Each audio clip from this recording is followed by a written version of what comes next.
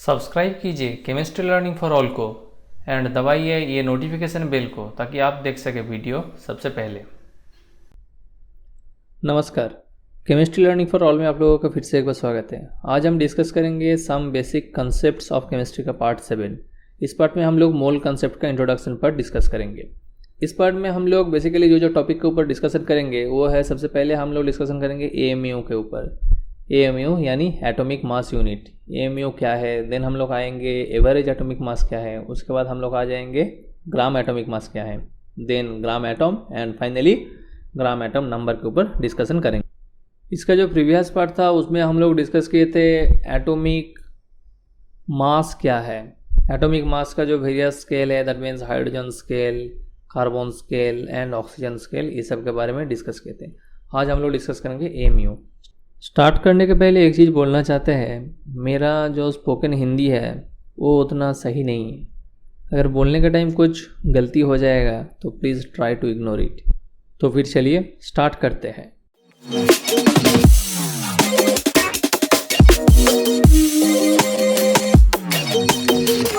अगर आप लोग इस चैनल को अभी तक सब्सक्राइब नहीं किए हैं तो अपने ब्राउज़र में यूट्यूब खोलिए and chemistry learning for all search करके इस चैनल पे आइए। देन सब्सक्राइब बटन को क्लिक कीजिए एंड उसके बगल में बेल आइकन को भी क्लिक करके नोटिफिकेशन को ऑन कीजिए सो दैट आपको सबसे पहले नोटिफिकेशन मिल सके एंड आप इस चैनल का सभी वीडियो को देख सके। सबसे पहले हम लोग डिस्कस करेंगे एएमयू के ऊपर। What is AMU? एएमयू का फुल फॉर्म है एटॉमिक मास यूनिट। एक बार हम उसका डेफिनेशन देख लेते हैं। One atomic mass unit is a mass unit equal to exactly 1/12 the mass of one atom of carbon 12।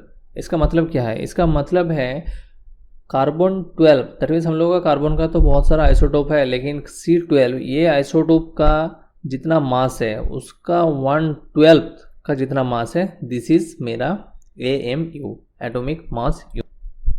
तो एएमयू का वैल्यू कितना है? देखिए यहाँ पर वैल्यू लिखा हुआ है 1 एएमयू इज 1.66056 इंटू 10⁻⁻24 ग्राम। यह है एएमयू का वैल्यू।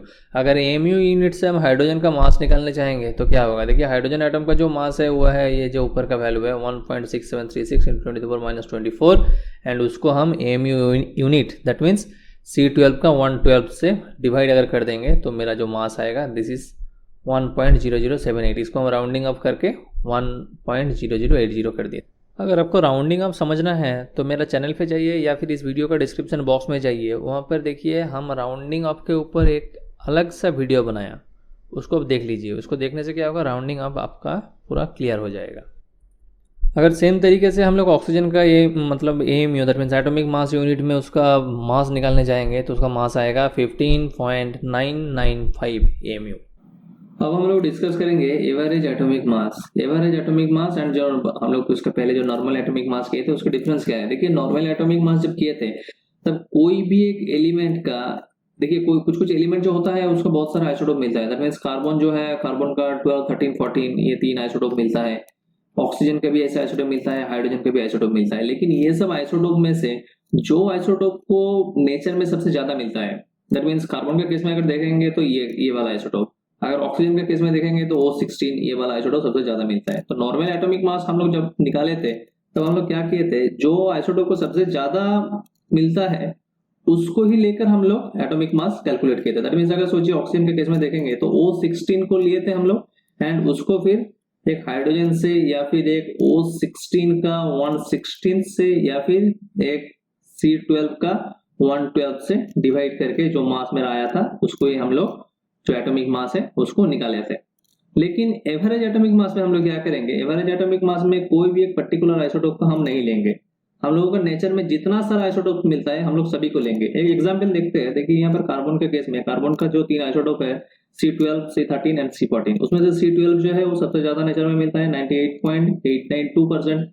C13 जो है वो 1.108% एंड जो C14 है वो मिलता है 2 × 10⁻⁻10। ये जो C14 है दिस इज रेडियो एक्टिव, ये रेडियो एक्टिव है, याद रखिएगा।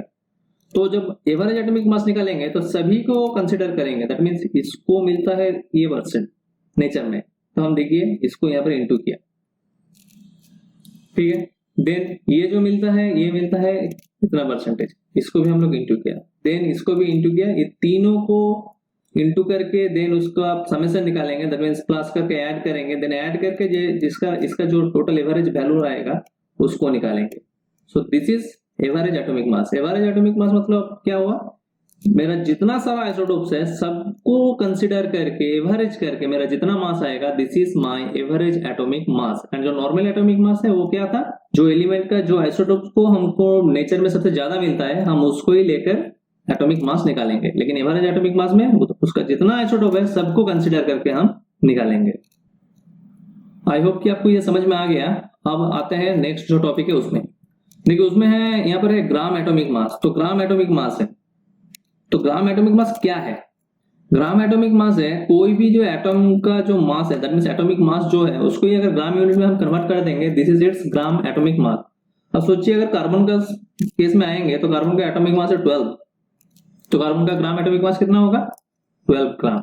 दैट मींस 12 ग्राम कार्बन को हम बोलेंगे 1 ग्राम एटॉम कार्बन, या फिर कार्बन का ग्राम एटॉमिक मास। अब देखिए नेक्स्ट जो टॉपिक है ये इससे एकदम रिलेटेड है, ये है ग्राम एटॉम। ये देखिए जो ग्राम एटॉमिक मास जो निकलेगा उसको ही हम ग्राम एटॉम बोलेंगे। दैट मींस कार्बन के केस में 12 होगा, अगर ऑक्सीजन का केस लेंगे तो उसमें आएगा मेरा 16। दैट मींस 16 ग्राम ऑक्सीजन या फिर 12 ग्राम कार्बन को ही बोलेंगे हम 1 ग्राम एटॉम। अगर ऑक्सीजन का केस में लेंगे तो 16 ग्राम ऑक्सीजन को बोलेंगे 1 ग्राम एटॉम ऑक्सीजन, या फिर कार्बन का केस में आएंगे तो 12 ग्राम कार्बन को बोलेंगे 1 ग्राम एटॉम कार्बन। अब नेक्स्ट जो टॉपिक है वो है ग्राम एटम नंबर। तो ग्राम एटम नंबर क्या है, ये जो 12 ग्राम कार्बन है इसको ही हम बोलेंगे 1 gram atom, and this is it's gram atom number. एक एग्जांपल लेते हैं तब बहुत अच्छी तरह से समझ में आ जाएगा। सोचिए हम मेरे पास 60 ग्राम कार्बन है, तो हम बोलेंगे इसका ग्राम एटम नंबर निकालो। तो ग्राम एटम नंबर कैसे निकालेंगे, ये जो 60 ग्राम मेरा कार्बन है इसको हम ग्राम एटॉमिक मास जो है उससे डिवाइड करेंगे 12। तो 12 से अगर डिवाइड करेंगे तो मेरा कितना आएगा 5। तो हम इसको बोलेंगे ये जो 60 ग्राम कार्बन है इसका ग्राम एटम नंबर जो है दिस इज 5। अगर ऑक्सीजन के केस में आएंगे तो सोचिए मेरे पास 48 ग्राम ऑक्सीजन है, तो ऑक्सीजन का कितना है 16। ऑक्सीजन एटम के केस में आ रहे हैं तो ऑक्सीजन का एटम का कितना है 16। तो अगर इसे डिवाइड कर देंगे तो मेरा कितना आएगा 3, तब बोलेंगे this is gram atom number. तो इसका ग्राम एटम नंबर कितना है 3। आई होप कि हम अभी जो डिस्कस किए आपको वो समझ में आया। अगर आपको ये वीडियो अच्छा लगा तो मेरा चैनल को सब्सक्राइब कीजिएगा। मेरा चैनल को सब्सक्राइब करने से आपको इन फ्यूचर बहुत फ़ायदा होने वाला है, क्योंकि हम इसमें बहुत सारे केमिस्ट्री रिलेटेड या फिर और भी कुछ टॉपिक लेकर बहुत सारे वीडियो अपलोड करेंगे जो आपको बहुत ही हेल्प करेगा। मेरा चैनल को सब्सक्राइब करने के साथ साथ मेरा वीडियो को लाइक कीजिए, कमेंट कीजिए एंड शेयर कीजिए। अगर आपका कुछ डाउट है या फिर कोई क्वेश्चन है या आप चाहते हैं कि हम कोई दूसरा टॉपिक के ऊपर कुछ डिस्कशन करें, तो आप इस वीडियो का कमेंट सेक्शन पे जाइए एंड वहाँ पर लिख दीजिए, हम उसको पढ़ लेंगे एंड उस हिसाब से हम लोग डिस्कशन करें। तो फिर चलिए, तब तक के लिए टाटा एंड बाय। मेरा दूसरा सब वीडियो को देखने के लिए चैनल पे जो लिंक अपीयर हुआ आप उसमें क्लिक कीजिए।